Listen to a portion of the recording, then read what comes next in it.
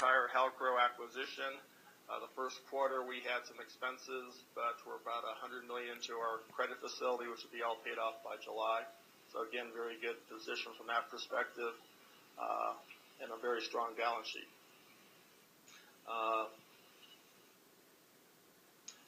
The next slide I want to spend a little bit of time on is our gross backlog. As Lee alluded to, we finally hit bottom back in March of 2011. You can still clearly see our gross backlog is growing.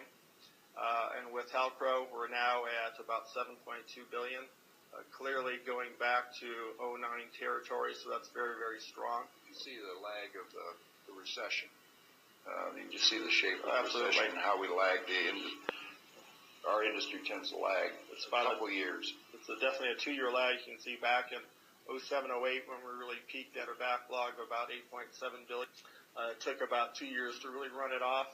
And while the economy was heading south a lot faster than we were able to live off some backlog. And we now hit the trough back in March of 2011, and we're clearly heading upwards.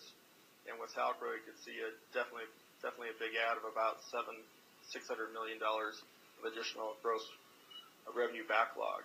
But more importantly, the next slide, which is gross margin, is really, to me, a lot more important slide to look at. And that really tells our future of gross margin, which is about 20% of our revenue is in gross margin.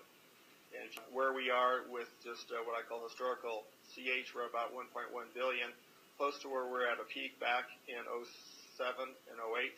And with Halcro, we're now close to $1.4 billion in margin. So again, as Lee says, that's a very good predictor of the future for the next 3, 4, 5 quarters. We should be doing a lot better. And if we can keep that trend going, that'd be very, very good. Also, the numbers are some of our big wins. Cutter 2022 is not in there. High-speed rail's not in there.